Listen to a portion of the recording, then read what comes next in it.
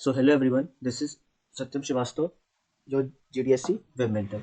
So basically day one के event में हम लोग ने ये जाना था कि HTML क्या होता है और क्या क्या टेक्नोलॉजीज होती हैं रिक्वायरमेंट किसी वेबसाइट को बनाने में.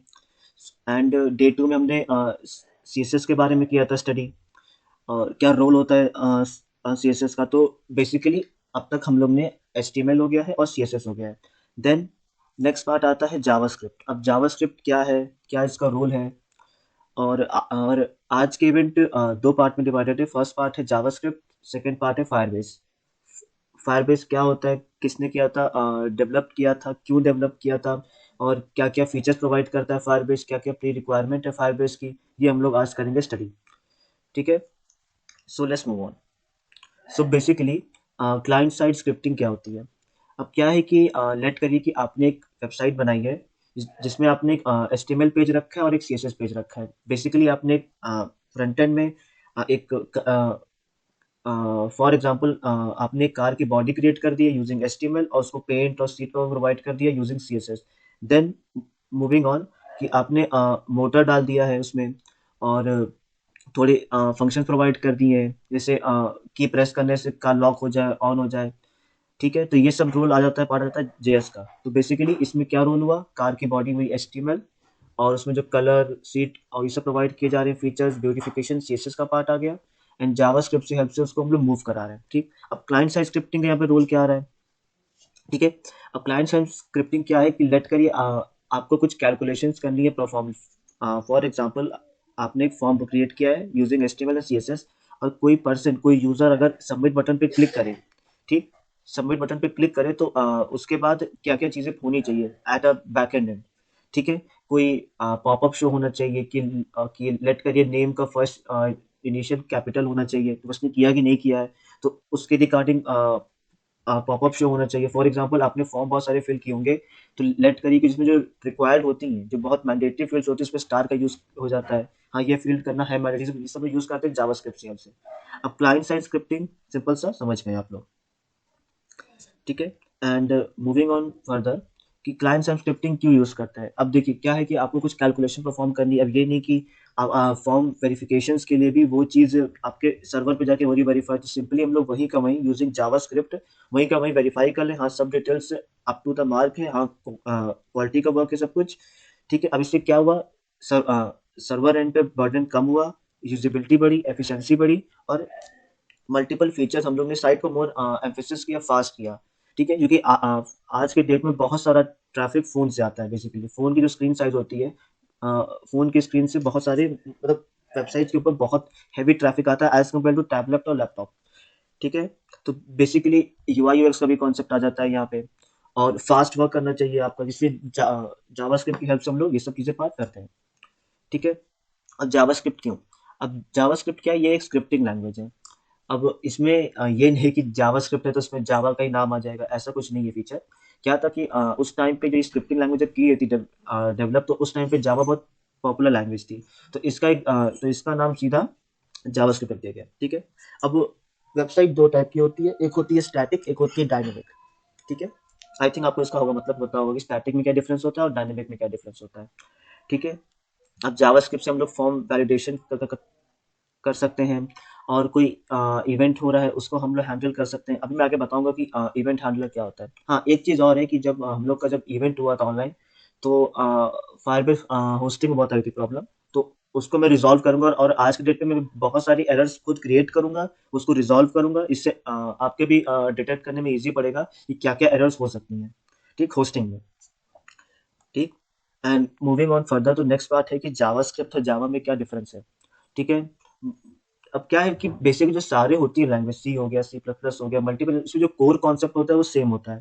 ठीक, बस हम लोग को उसको इलेबोरेट करने का मेथड अलग होता है. फॉर एग्जांपल पाइथन में आप अगर 2 लाइन का कोड लिख रहे हैं, तो वहीं सी में आप 5 से 6 लाइन का कोड लिखना पड़ जाता है. ठीक है, अब पहले सी में क्या रहता है, सी में तो आपको हेडर फाइल से करनी पड़ती है इंक्लूड, mat.ih, stdio.h, और iostream.h. ठीक है, पाइथन वही अलग सिस्टम होता है. तो यही है कि हर लैंग्वेज में लिखने का खाली तरीका ही अलग है. एट अ लास्ट सब में सेम यूज की जा रही है बैकएंड में एल्गोरिथम्स. ठीक है, और कोई भी होगी इशू तो आप कमेंट सेक्शन पे टेक्स्ट कर सकते हैं, मैं आपको करूँगा रिप्लाई, कोई आएगी प्रॉब्लम कॉल कर सकते हैं, मेरे GDSC के ऑफिशियल ग्रुप पे चैनल मेरा दिया है फ़ोन नंबर, वहाँ पे आप कर सकते हैं कॉन्टैक्ट, व्हाट्सएप हो गया, लिंक्डइन हो गया, ठीक। सो मूविंग ऑन फर्दर, तो जैसे हम लोग क्या हुआ था कि CSS किए थे एम्बेड, एक होता है इंटरनल CSS करना एम्बेडिंग, एक होती है एक्सटर्नल हो गया, ठीक है। कि हम लोग क्या कर रहे थे, सिंपली अगर H1 टैग के अंदर हम लोग उसको स्टाइलिंग प्रोवाइड करनी, तो उसी के अंदर हम लोग स्टाइल टैग का यूज कर ले रहे हैं, ठीक है। तो ये हो गया इनलाइन। अब इंटरनल क्या हो गया कि HTML के पेज पे हम लोग ने स्टाइल टैग के अंदर सारी फीचर्स प्रोवाइड कर दी कि ये चीज़ होनी चाहिए, H1 में ऐसा बोल्ड होना चाहिए, टेक्स्ट फॉर्मेट इसका ऐसा होना चाहिए।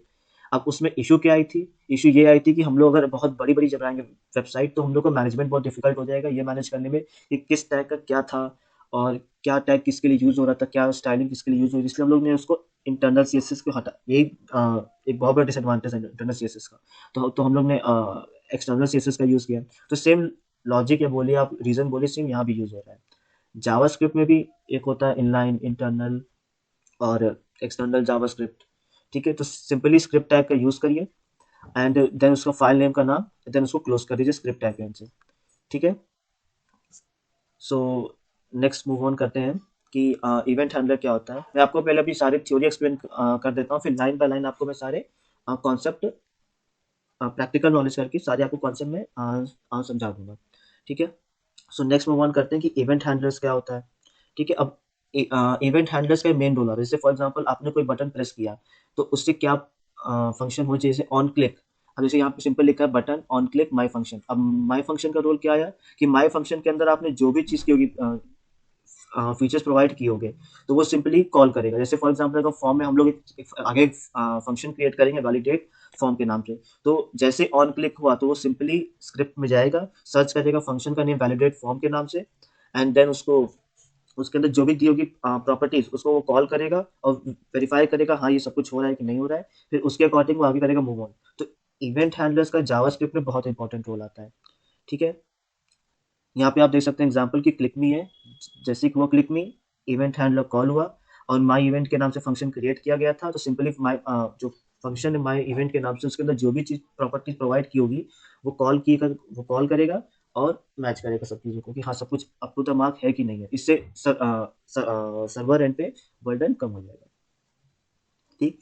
अब आगे मूव ऑन करते हैं कि आपने बहुत बार देखा होगा कि आपने जब नाम गलत कर दिया हो, सॉरी, या अगर आपने क्लिक बटन या सबमिट पे क्लिक किया होगा तो बस एक आता है पॉपअप कि you have successfully log in.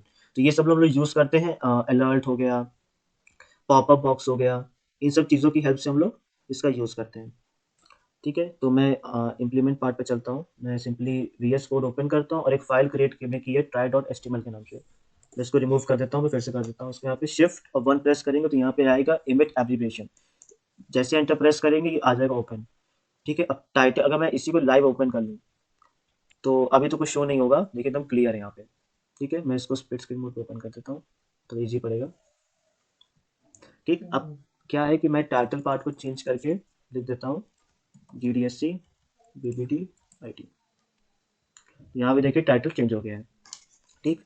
अब नेक्स्ट मूव ऑन करते हैं कि मैं बॉडी के अंदर एक H1 टैग लिख देता हूँ,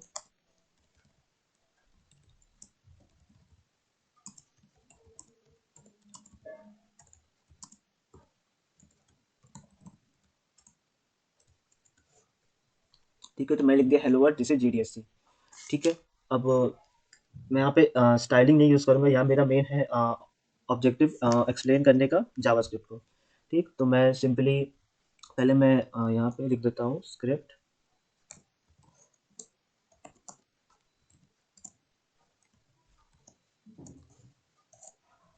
ठीक। अब ये देखिए ऑटोमेटिक ये सेव हो रहा है, यहाँ पे रिफ्रेश हो रहा है। अब मैं अलर्ट के नीचे लिख देता हूँ,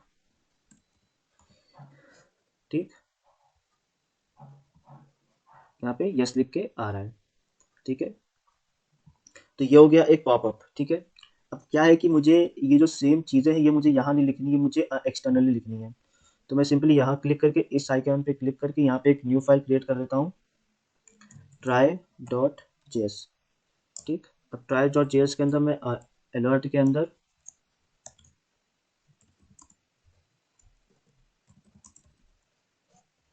ठीक अब देखते हैं, अगर मैं इसमें से try डॉट एचटीएमएल से ये पार्ट हटा देता हूँ तो कुछ देखते हैं यहाँ पे क्या शो होता है। मैंने रिफ्रेश किया, यहाँ पे कुछ शो, आई थिंक मैं कुछ एरर कर रहा हूँ। एरर ये सिंपली कर रहा हूँ कि मैंने वहाँ पे चेंजेस तो कर दिए, पर मैंने ये थोड़ा बताया कि अभी इसको मुझे लिंक भी तो करना पड़ेगा, जैसे हम सीएसएस के पार्ट में करते थे। तो सिंपली यहाँ मैं लिखूंगा स्क्रिप्ट, नीचे वाला एसआरसी, ठीक, और इसके अंदर मैं लिख दूंगा जो मैंने फाइल का नेम रखा था, ट्राई डॉट जेएस। ठीक, अभी देखिए ट्राई डॉट जेएस के अंदर मैंने जो भी जावास्क्रिप्ट की फाइलें लिखी होंगी, जो भी कोड पार्ट लिखा होगा, वो ऑटोमेटिकली इस पे लिंक हो जाएगा। यहाँ पे सिंपली मैं मैसेज लिख के आ रहा है यस नो करके। ठीक, तो आई थिंक यहाँ तक सब लोग आगे होंगे। एंड नेक्स्ट मूव ऑन हम लोग करते हैं पीपीटी की तरफ। ठीक, तो ये पार्ट सिंपली हो गया है। मैं अभी आपको एक फॉर्म एक फॉर्म होगा क्रिएटेड, मैं उस पर माई फंक्शन क्रिएट करूंगा, फॉर्म वैलिडेशन करूंगा। ठीक है, आगे मूव ऑन करते हैं। तो अलर्ट हो गया, कंफर्म हो गया, प्रॉम्प्ट हो गया। ठीक, देन बटन। अब आ रहा है मेन पार्ट की, अब यहाँ शुरू हो रहा है मेन की। बटन के अंदर लिखा है क्लिक मी। अब क्लिक में अगर यूजर करेगा तो क्या फंक्शन इम्प्लीमेंट यूज होने चाहिए। ठीक है, तो अटैच सिंपली रीड कर लेते हैं कि button text appears inside tab can also contain images to make responsive button और other UI control, choose the control example button and event example mouse click. एक होता है माउस हावर, माउस क्लिक, बहुत सारे आते हैं, मल्टीपल आते हैं, इन इनबिल्ट फंक्शंस होते हैं जो यूज कर सकते हैं। ठीक है, तो यहाँ हम लोग एक फंक्शन क्रिएट करते हैं, फंक्शन नेम स्टेटमेंट्स होगी उसके अंदर। देन माय फंक्शन के अंदर अलर्ट दो पास की गई है। ठीक, तो मैं VS कोड के अंदर मूव करता हूँ। ठीक है, तो इसको मैं मिनिमाइज कर लेता हूँ, इस पार्ट को मैं हटा देता हूँ। तो सिंपली हम लोग यहाँ पे डायरेक्टली मूव ऑन करते हैं कि, तो ये फॉर्म आप लोग को मिला होगा। ठीक है, मैं एक ड्राइव का लिंक प्रोवाइड कर दूंगा जिसके थ्रू आप ये सारी फाइल्स को एक्सेस कर पाएंगे। तो यहाँ पे मेरे पास थोड़ा मैं कोड एक्सप्लेन कर देता हूँ कि क्या पैटर्न है। तो ये index dot H T M L है, एक style dot H T M L, मैं इसको डिलीट कर देता हूँ। ये हाँ, सॉरी, एक चीज़ और एक्सप्लेन करनी थी मुझको। Try dot H T M L, जैसे फॉर एग्जाम्पल आपको कोई कैलकुलेशंस करनी है। ठीक है, तो और बहुत सारी चीज़ें होती हैं, तो मैं सिंपली अगर यहाँ पे मैं स्क्रिप्ट कुछ और चीज़ एक्सप्लेन कर रहा हूँ, जैसे एक होता है कंसोल डॉट लॉग। ठीक है, कंसोल डॉट लॉग, और ब्रैकेट के अंदर मैं लिख देता हूँ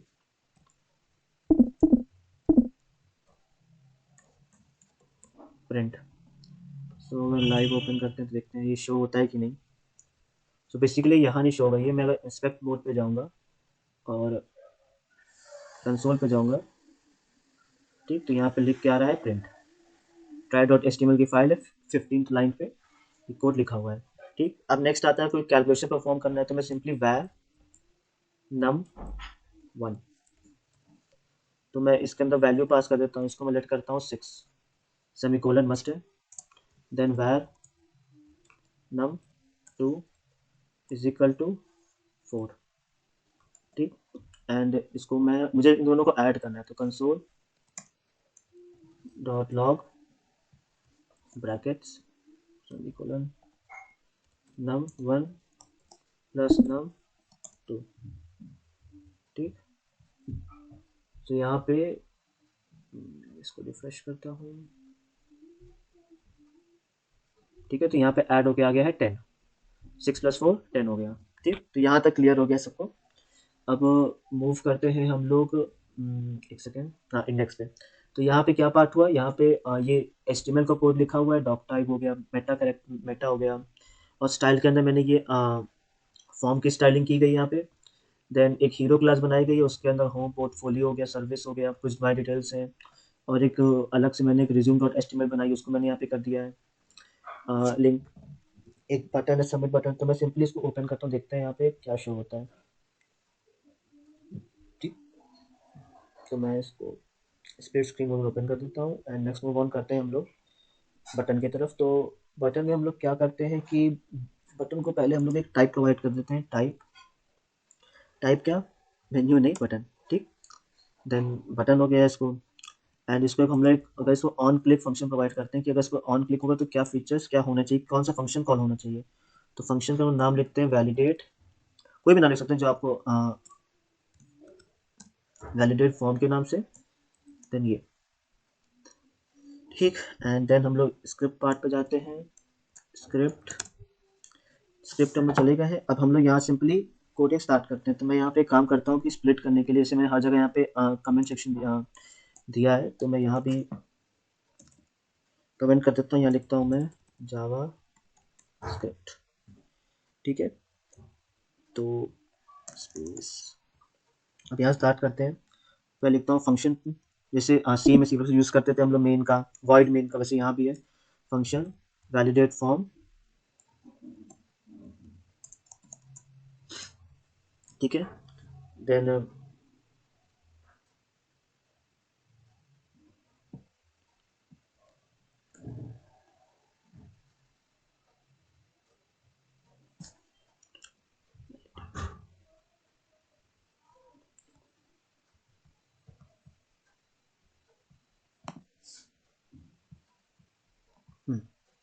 देन मैं लिखता हूँ, देखो लेट क्या है बेसिकली, जो मैंने फॉर्म क्रिएट किया है, फॉर्म में एक हो गया नेम, फ़ोन नंबर हो गया, ये आई थिंक नेम 2 बार है, तो मैं नेम को हटा देता हूँ। ठीक है, अब यहाँ मैंने क्या है कि मैंने यहाँ पे सिंपली प्रोवाइड कर दिया कि for name, for phone number, for subject. ठीक है, तो यहाँ मैंने सिंपली कॉल कर ला let name is equal to document, जैसे हम लोग एंड्रॉइड स्टूडियो में करते थे, सिमिलर यहाँ करना है कि document dot gate element by ID, और यहाँ हम लोग जो प्रोवाइड किया फॉर के अंदर एफ नेम। ठीक, और यहाँ पे डॉट वैल्यू।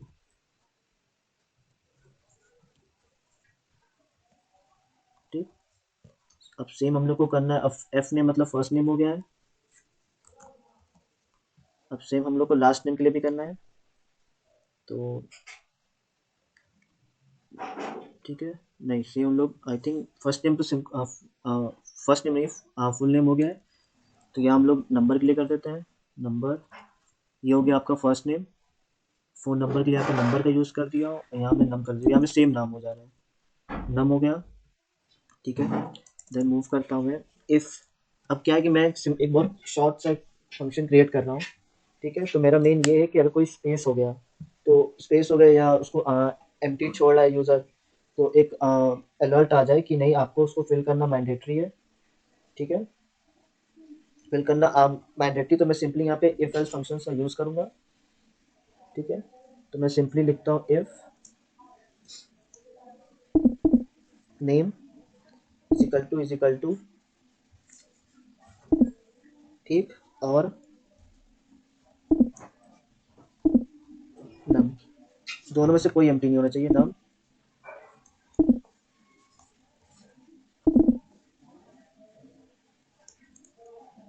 ठीक है, इफ के अंदर तो एक सिंपल सा एक अलर्ट आ जाए,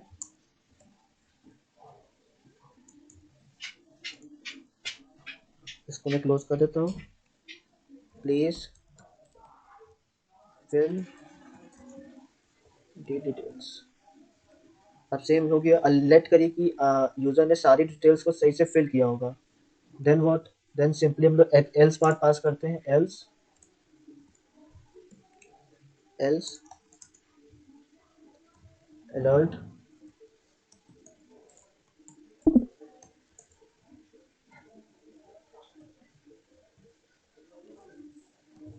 योर फॉर्म इज सबमिटेड। ठीक है, तो इतना पार्ट तो हो गया है। ठीक है, please fill the details, error आ रही है, मैं फॉर्म को ऐसे बिना फॉर्म को बिना फिल किए मैं सबमिट कर दे रहा था, तो अलर्ट आ जा रही है। तो आई थिंक सो आपने यहाँ तक सब क्लियर हो गई डिटेल्स। ठीक है, अब हम लोग पीपीटी की तरफ मूव ऑन करते हैं, ये पार्ट भी हो गया है। कमेंट, हाँ, अब कमेंट पे क्या है कि एचटीएमएल में हम लोग इस टाइप का कंटेंट इस्तेमाल करते थे, इसके अंदर सीएसएस के अंदर ये वाला पैटर्न था, और जावास्क्रिप्ट के अंदर डबल स्लैश का है, और पीएचपी के अंदर। ठीक है, अब नेक्स्ट पार्ट की तरफ मूव ऑन करते हैं, जहाँ पे हम लोग फायरबेस के बारे में जानेंगे, होस्टिंग क्या होता है, डोमेन क्या होता है, और स्टोरेज क्या होता है। ठीक है, सो बेसिकली हम लोग नेक्स्ट पार्ट पे मूव करते हैं, तो तब तक हम लोग ने एचटीएमएल किया है कवर, सीएसएस किया है, जेएस किया है, अब नेक्स्ट पार्ट आता है फायरबेस का। ठीक है, तो बेसिकली फायरबेस को किया है डेवलप गूगल ने। अब इसमें हम लोग को मल्टीपल टेक की चीज़ें दी जाती हैं प्रोवाइड, क्लाउड मैसेजिंग का, रिमोट कॉन्फ़िगरेशन का, टेस्ट लैब का, क्रैश एनालिसिस का, फायरबेस स्टोरेज का। ठीक है, अब आता है कंटेंट, तो बेसिकली व्हाट इज फायरबेस मैं एक्सप्लेन करूंगा, फीचर्स ऑफ फायरबेस, एनालिटिक्स क्या होता है, स्टोरेज क्या होता है। ठीक है, कैसे अर्न होगी मनी, ठीक, होस्टिंग एंड डेवलपिंग क्या होता है, डोमेन क्या होता है, सब बताऊंगा। ठीक, तो बेसिकली व्हाट इज फायरबेस। तो फायरबेस का एक रियल टाइम एप्लीकेशन प्लेटफॉर्म है। ठीक, इसमें 3 पार्ट आता है, develop, grow and earn. Develop phase में आता है, रियल टाइम डेटाबेस क्रिएट कर सकते हैं। फॉर एग्जांपल फ्लिपकार्ट हो गया, वो अपनी प्राइस चेंज करता रहता है, वो रियल टाइम डेटाबेस हो गया। ऑथेंटिकेशन फॉर एग्जांपल एंड आपका एंड्रॉइड ऐप हो गया, आपका वेबसाइट हो गया, उसमें आप Facebook authentication, LinkedIn authentication, multiple authentication gateway provide कर सकते हैं, इंटीग्रेट कर सकते हैं फायरबेस के थ्रू। नेक्स्ट आता है cloud messaging. For example Swiggy हो गया, ज़ोमैटो हो गया, ब्लिंकिट हो गया, ये सब लोग आपको एक मैसेज सेंड करते करते रहते हैं। ठीक है, अब इसमें भी बहुत सारी चीज़ें आती हैं। इसमें कॉन्सेप्ट आता है पैकेट का। वो कॉन्सेप्ट क्या है, जैसे कुछ होते हैं उसमें 2 तरह के पैकेट्स होते हैं। पैकेट्स तो बहुत तरह के हो सकते हैं, मैं अभी खाली 2 ही बताऊँगा। एक होते हैं जो न्यू यूज़र्स होते हैं, जो न्यू यूज़र होते हैं उनको न्यू मैसेज दिखाए जाते हैं, मतलब न्यू न्यू ऑफर्स का, कूपन्स का। और जो 1 से 2 से पुराने होते हैं यूज़र्स, उनको एक अलग मैसेज शो होता है। तो क्लाउड मैसेजिंग के अंदर हम लोग वो सेट कर सकते हैं। स्टोरेज प्रोवाइड होती है। फॉर एग्जांपल आपकी वेबसाइट पे बहुत सारी फ़ोटोज़, डॉक्यूमेंट, वीडियोज़ का इस्तेमाल हो रहा है, तो आप उसको फाइलबेस स्टोरेज पे अपलोड करिए, एक टोकन जनरेट होगा। फिर उस टोकन की हेल्प से जो लिंक होगा जनरेट होगा, उस लिंक को आप अपने कोड पार्ट पे एंटर करिए। ठीक, इससे क्या रहेगा, जो आपकी होस्टिंग वाली फाइल है वो कम मतलब कम साइज़ की हो जाएगी, इससे आपकी जल्दी ओपन होगी। ठीक है, टेस्ट लैब क्या है कि आप ऐप क्रिएट करिए, उसको फायरबेस पे करिए अपलोड, और उनके टेस्ट लैब वाले इंजन पे वो मल्टीपल डिवाइसेस पे वो डाउनलोड करता है और उससे एक रिपोर्ट करता है जनरेट। क्रैश रिपोर्टिंग नाम से पता चल रहा है कि आपका, अगर आपने ये वाला जो इम्प्लीमेंटेशन होता है एंड्रॉइड में ग्रेडल के अंदर, ये अगर आप ये किए होंगे, कोड पार्ट होगा, तो आपकी ऐप कहाँ क्रैश हो रही है, किस कंडीशन में क्रैश हो रही है, वो सब बताएगा। ठीक, एक हो गया डेवलप फेज। नेक्स्ट पार्ट आ गया ग्रो का। ग्रो में notification, of course remote configuration हो गया। अर्न पार्ट में हो गया ऐड मोर। ठीक है, देन नेक्स्ट पार्ट आता है फीचर्स ऑफ फायरबेस। ठीक है, अब क्या है कि आपने फ्रंट एंड तो बना लिया, अब बैक एंड आपने फायरबेस के थ्रू कर लिया, तो इससे क्या है, आपकी इंफ्रास्ट्रक्चर कॉस्टिंग बहुत कम आ जाएगी। ठीक है, और एक ये एक स्मार्ट सॉल्यूशन तो ऑफ कोर्स है ही है। ठीक, नेक्स्ट आता है कि वर्क अक्रॉस प्लेटफॉर्म। ये iOS सपोर्ट करता है, एंड्रॉइड करता है। इससे आप लोग वेब ऐप क्रिएट कर सकते हैं, यूनिटी ऐप क्रिएट कर सकते हैं, गेम कर सकते हैं, शीशा ऐप हो गया। ठीक है, अब ये फ्री टू स्टार्ट होता है। ठीक, इसमें क्या रहता है, पे एज़ यू गो रहता है। इसमें बेसिकली 2 प्लान आते हैं, बेसिक और ब्लेज़ का। ब्लेज़ होता है प्रीमियम सर्विस प्रोवाइड करता है, बेसिक फ्री है। ठीक, और फ्री सपोर्ट मिलता है।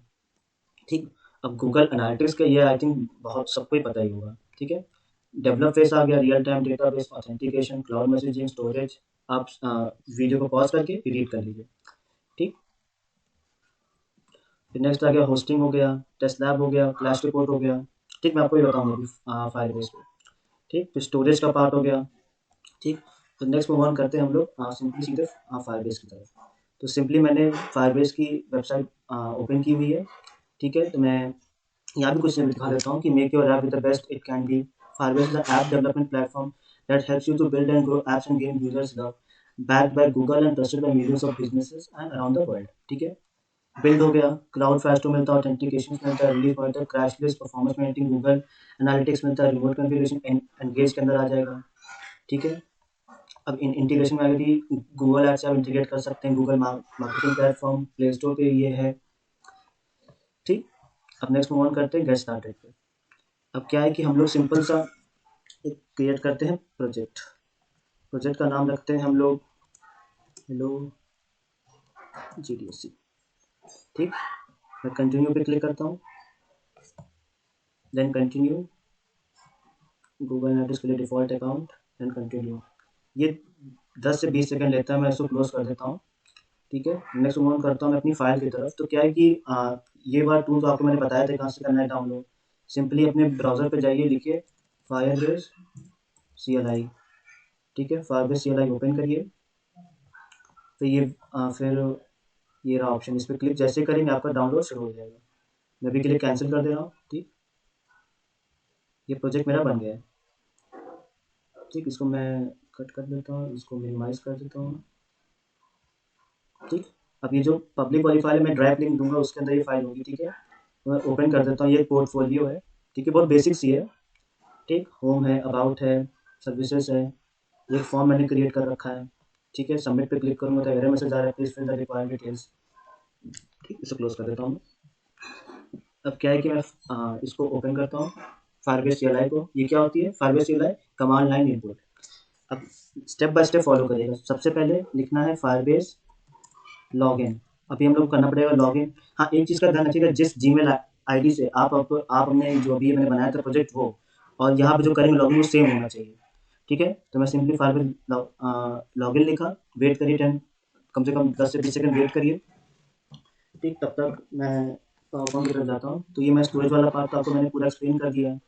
ठीक है, फायरबेस में मूव ऑन करता हूँ। यहाँ बिल्ड सेक्शन के अंदर आपको मिलता है स्टोरेज, ऑथेंटिकेशन एंड होस्टिंग। तो यहाँ मैं लिखता हूँ वाई यस, और सिंपली ये मेरे प्रीफर्ड ब्राउजर पे ओपन हो गया है, डिफॉल्ट ब्राउजर पे। मैं इसको लिंक को कॉपी करके यहाँ पेस्ट कर देता हूँ, and then yes this is my Gmail ID. Yes, allow, ये हो गया मेरा लॉगिन। फायरबेस मेरा हो गया लॉगिन। इसको मैं क्लोज कर देता हूँ, इसको भी क्लोज कर देता हूँ, इसको भी। अब देखिएगा स्टेप बाय स्टेप। अब मैं यहाँ पे जैसे जैसे इसमें चेंजेस करता रहूँगा, ये ऑटोमेटिकली मेरे इस वाले फोल्डर में चेंजेस करता रहेगा। नेक्स्ट मैं लिखूँगा डाउन एरो की और अप एरो की से हम लोग पहले वाला कोड भी ले सकते हैं। मैं सिंपल लिखता हूँ फायरबेस इनिट। इनिट मतलब होता है इनिशियलाइज। ठीक है, ये थोड़ा टाइम लेता है, 10 सेकंड लेता है ये। ठीक है, ऑलरेडी तो प्रोसीड, देखिए फाइल अपने आप चेंजेस होना शुरू होगा। ऑलरेडी तो प्रोसीड, वाई से यस, देन प्रेस एंटर। ठीक, एरो की हेल्प से हम लोग जाएंगे होस्टिंग की तरफ, स्पेस बार प्रेस करेंगे तो यहाँ स्टार बन जाएगा ये, देन एंटर प्रेस करेंगे। अगर आपने एंटर प्रेस कर दिया गलती से, आपने स्पेस बार नहीं किया, तो एरर आ जाएगी।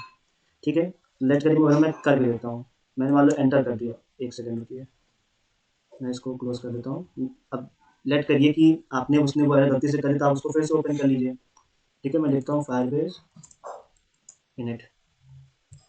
ठीक है, तो मैं वाई लिखता हूँ, एंटर। अब लेट करेगा, मैं यहीं पे होस्टिंग जाके एंटर प्रेस कर दूंगा तो मेरी एरर आ जाएगी। तो इसको रिजॉल्व करने का बेस्ट है कि आप फिर से लिखिए इनिट वाई, एरो की के नीचे से स्पेस बार करेंगे, स्टार बन के आएगा, then press enter. Use an existing project. मेरा प्रोजेक्ट का नाम था हेलो जीडीएससी के नाम से था। हाँ, ये जो मेरा फोल्डर ये पब्लिक डायरेक्टरी के अंदर ही है, तो enter. Configure as a single page app, and say no, enter. Set automatic build up, and say no, right no. ठीक है, अब ये हो गया। अब देखते हैं क्या क्या चेंजेस हुए हैं। तो इसने 3 फाइलें दी हैं, एक गिट की, ये की, और पब्लिक के अंदर एक 404 की एरर वाली फाइल भी आ गई होगी। हाँ, आ गई है। देन CLI ओपन करता हूँ। अब लिखना है आप लोगों को सिंपली फायरबेस डिप्लॉय। अब इससे क्या है कि फायरबेस डिप्लॉय तो मैंने क्लिक कर दिया है। अब क्या ये जो भी सारी फाइलों की काउंट करेगा उसको अपलोड कर देगा। सारी फाइलें मेरी अपलोड हो रही हैं। फाइल में सब, अब ये मुझे डोमेन दे देगा। मैं सिंपली इसको कॉपी करके, ठीक, तो ये देखिए मेरी फाइल आ गई है।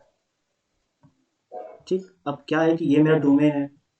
ठीक, अब एक चीज़ और है।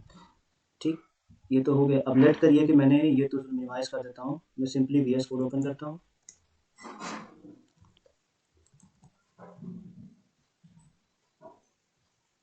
ओपन फोल्डर, डी के अंदर पब्लिक, यह फोल्डर सेलेक्ट कर लिया। इंडेक्स के अंदर जाता हूँ तो मैंने इमेज कहाँ कहाँ रखी थी, लेट देखते हैं। एक इमेज मैंने ये रखी है ts.png के नाम से, ये वाली। ठीक है, तो मैं क्या करता हूँ, सिंपली मैं जाता हूँ फायरबेस पे के अंदर स्टोरेज पे। ठीक, get started, get started, test mode, next, done.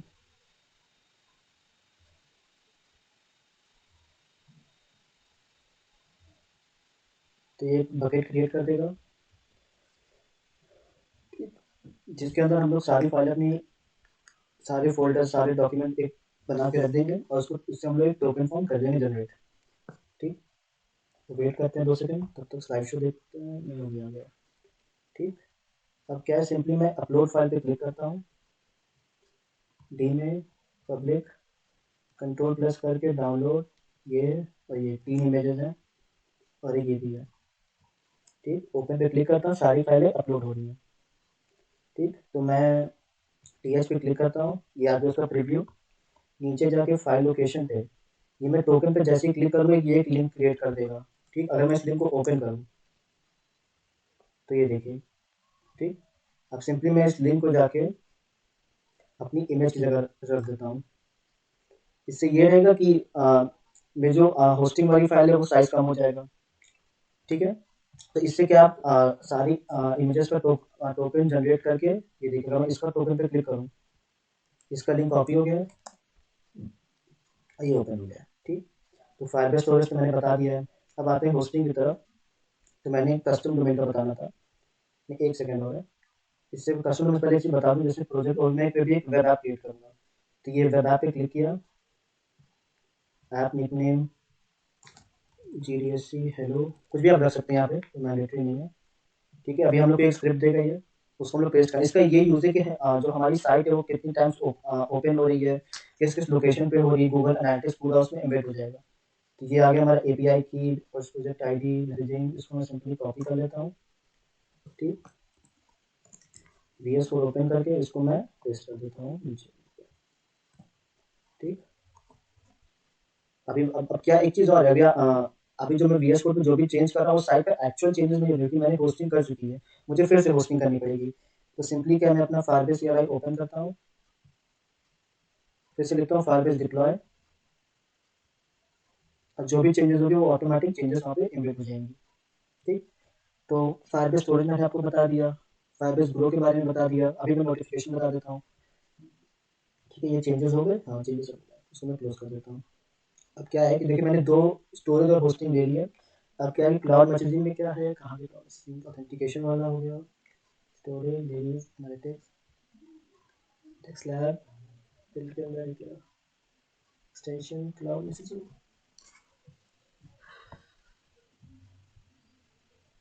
ये तो रिमोट कॉन्फ़िगरेशन से ऐप डिस्ट्रीब्यूशन क्रैश इंगेज के अंदर होगा, हाँ ये रहा मैसेजिंग, ठीक है। तो क्लाउड मैसेजिंग में क्या है कि हम लोग सिंपली गेट स्टार्टेड पे क्लिक करते हैं, create a first campaign, Firebase notification, ठीक है, क्रिएट, यहाँ मैं टाइटल रखता हूँ, यहाँ मैं इमेज, हाँ एक चीज़ और है यहाँ पे, नहीं ठीक है, इसको लीव करते हैं, नोटिफिकेशन टाइटल सब यहाँ पुट करके, यहाँ पे चेंजेस पुट करके, सब ये सब सारे कॉलम्स को फिल करते हुए, चलिए फिल ही करता हूँ, टाइटल पे लिखता हूँ हेलो क्वालिटी, देखिए जो भी चीज़ें वहाँ पे शो होता रहेगा, ठीक है। Next, app select an app, तो ये मैंने ऐप क्रिएट कर रखा था, ये एक वेब ऐप है। अब ये सेंड कर दो, यस। नेक्स्ट, यहाँ से हम लोग चैनल्स और की डिफाइन करते हैं आपको, ठीक है, साउंड यस और सीधे रिव्यू, देन पब्लिश, ठीक। ये सब मैंने बता दिया। अब होस्टिंग तरफ मूव करते हैं, एंड नेक्स्ट आता है कस्टम डोमेन की तरफ। होस्टिंग, ठीक है। तो ये रही वेबसाइट हम लोग की। अब देखिए क्या लिखा है, hellogdsc.firebase.com, ठीक है, और एक hellogdsc.web.app। तो मैं कस्टम डोमेन ऐड करता हूँ, ठीक है। कस्टम डोमेन के लिए एक सेकेंड,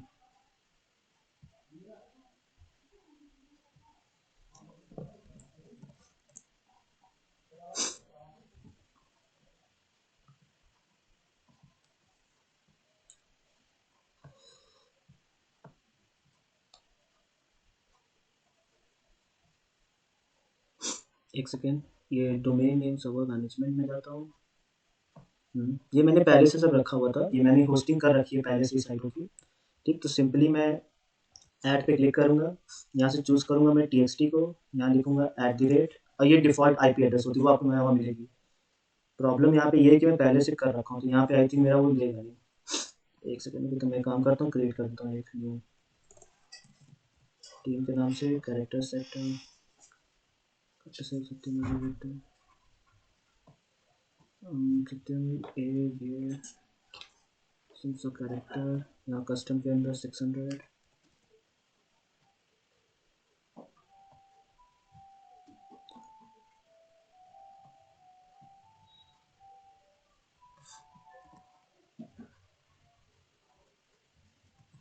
ठीक। यहाँ ऐड रिकॉर्ड, ठीक है, ये मेरा DNS चेंज हो रहा है।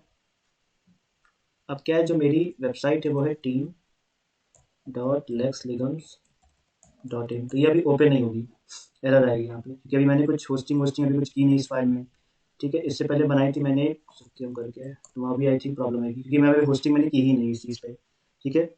अब क्या है कि मैंने ये तो कर दिया है पार्ट, अब नेक्स्ट टाइम मैं आता हूँ सीधे यहाँ पे लिखता हूँ मैं team.lexlegums.in, ठीक। कंटिन्यू पे क्लिक करता हूँ, वेरीफाई ओनरशिप, तो यहाँ मुझे TXT देगा ये, देखिए ये सिंपल से मैं इसको मैं कॉपी करके अपने वहाँ पेस्ट करूँगा, ये मेरी वेरीफाई की जाएगी और देन गो लाइव।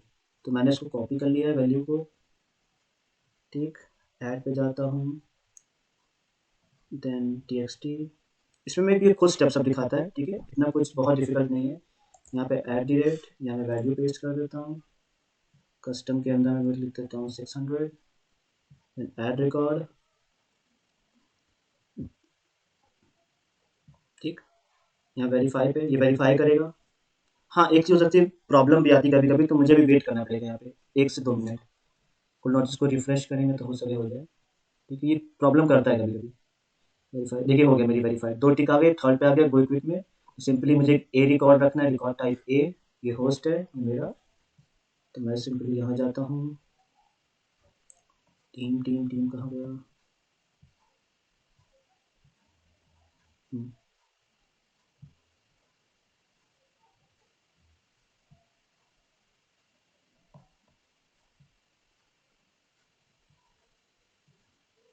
ठीक, क्विक सेटअप भी हो गया है। एडवांस में भी जाएँगे तो हाँ, ये मेरा वेरीफाइड है, तो बहुत बड़ी प्रॉब्लम नहीं है। ठीक, तो मैं इसको बैक करता हूँ क्विक सेटअप पे, देन फिनिश। अभी मेरा ये पेंडिंग शो के होके आएगा। अभी नीड सेटअप और पेंडिंग शो करेगा, अभी पूरा ये वेरीफाई करता है एसएसएल। और अगर मैं इस साइट को ओपन करूँगा, देखते हैं तब क्या शो करता है ये।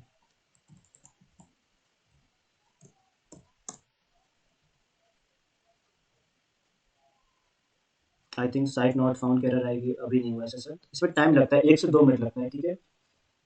तो पीपीटी की तरफ मूव ऑन करते हैं। तो ये ग्रो पार्ट हो गया, नोटिफिकेशन पार्ट मैंने आपको किया है कवर, ठीक है? नेक्स्ट आ रहा है डायनेमिक लिंक का, इनवाइट हो गया, एडवर्ड्स हो गया, अर्न का एड मॉब हो गया, ठीक है?